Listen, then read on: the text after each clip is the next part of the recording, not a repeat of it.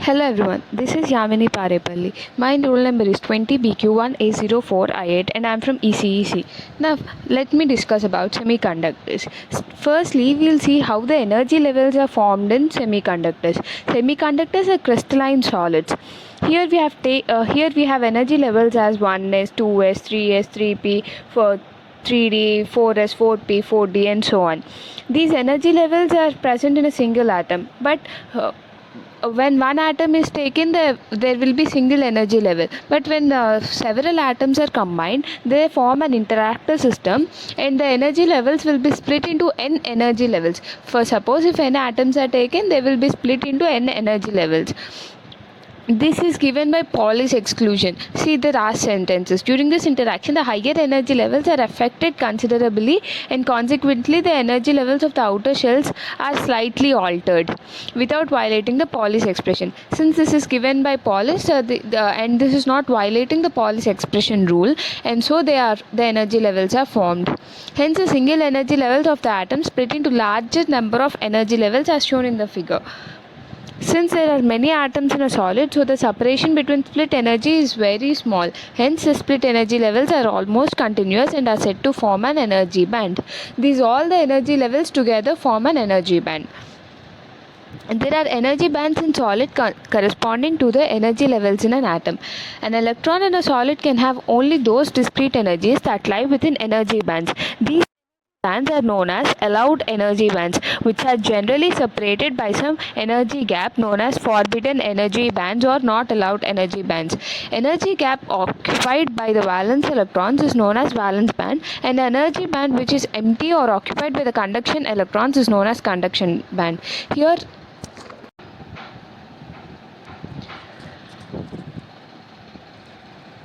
Here, let's see about the classification of crystalline solids.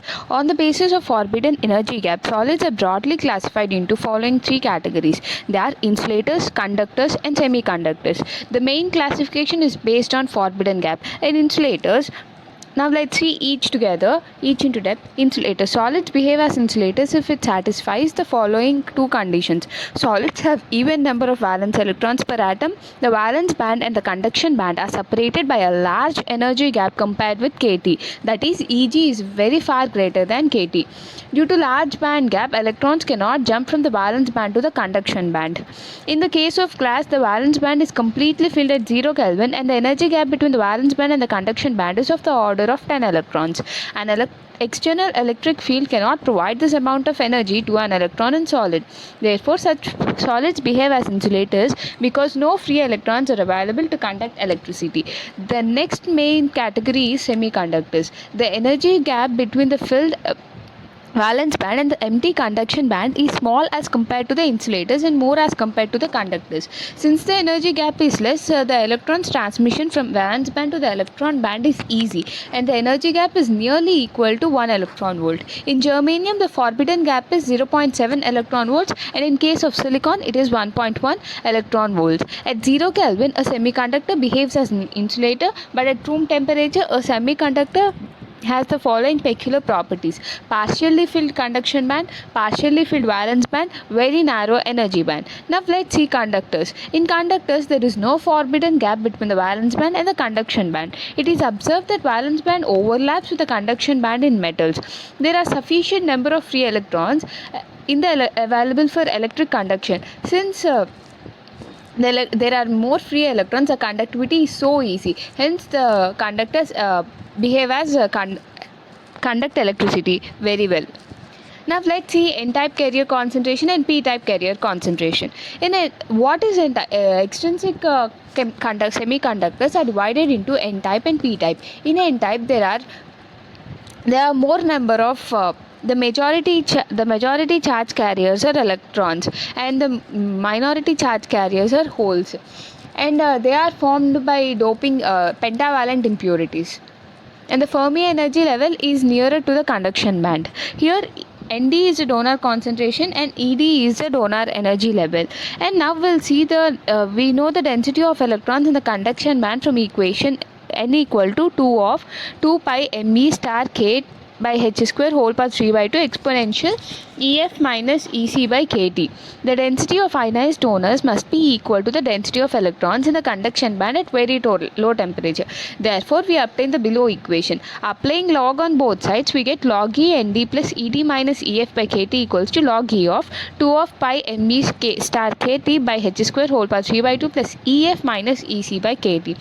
By solving the required formulas, we get at T equals to 0 Kelvin, EF equal to EC plus ED by 2. Substitute EF from the equation 2 in the equation 1, and then we get NE is equals to 2 of 2 pi Me star KT by h square whole power 3 by 2 exponential of ED plus EC by 2 plus KT by 2 log E of ND by 2 of 2 pi Me star KT by h square whole power 3 by 2 minus EC by KT. And by required substitutions and by required evaluations, we get the final value is Ne equal to 2 of Nd root 2 Nd of 2 pi Me star KT by h square whole power 3 by 2 into exponential of Ed minus EC by 2 KT. Therefore, Ne is directly proportional to root Nd. Now we'll see the variation of Fermi level with temperature. If the temperature increases, the movement of electron also increases. Since the movement of electron increases, the electrons from donor level will be transferred to the conduction band. Therefore, number of electrons will be increased and the Fermi level will be decreased. Will move downwards, but will never move below the EI, as shown in the figure. Now let's see p-type carrier concentration. In p-type semiconductor, holes are majority charge carriers and it's formed by doping of third group elements.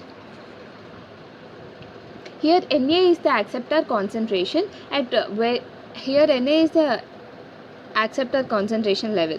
Now we know the density of holes in the valence band as P is equals to NH equal to 2 of 2 pi MH star KT by H square whole power 3 by 2 exponential EV minus EF by KT. This is the main formula. Here the difference between n-type carrier concentration and p-type carrier concentration is just the MH and Ne and NH and Ne. And the solving and the procedure of solving the carrier concentration for p-type is same as the above for n-type. And finally we receive NH is directly proportional to root of Na. Now we will see the variation of Fermi level with temperature in p-type carrier concentration. Since the temperature increases, electron movement will be increased and the electrons from valence band will move to the acceptor level. Further, the increase in temperature, Fermi level move towards EI but will never move up above EI. Now we will see the equation for conductivity. At finite temperature, due to thermal agitation, some of the valence band electrons are always present in conduction band and an equal number of holes are present in valence band. Here conductivity is satisfied when number of holes in the conduction band is equal to the number of electrons in the valence band. When an electric field is applied, these electrons and holes get accelerated towards the opposite ends of the field and their velocity begins to increase.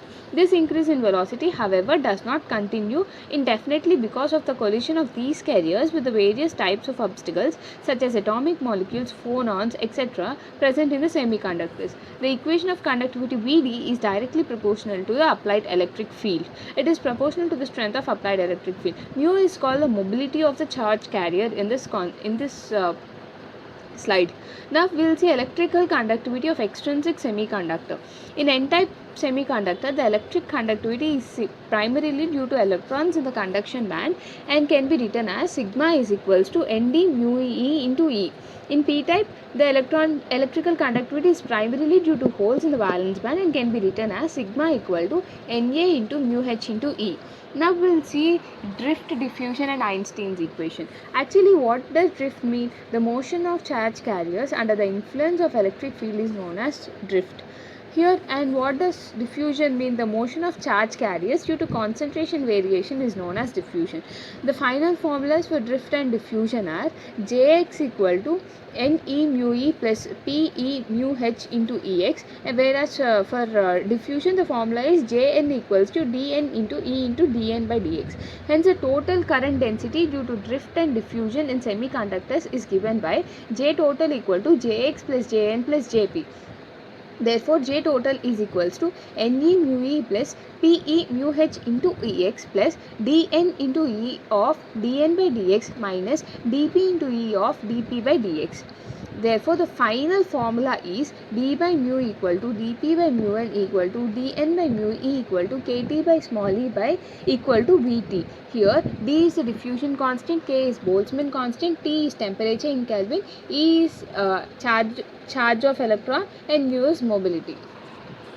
Now let's see what is Hall effect.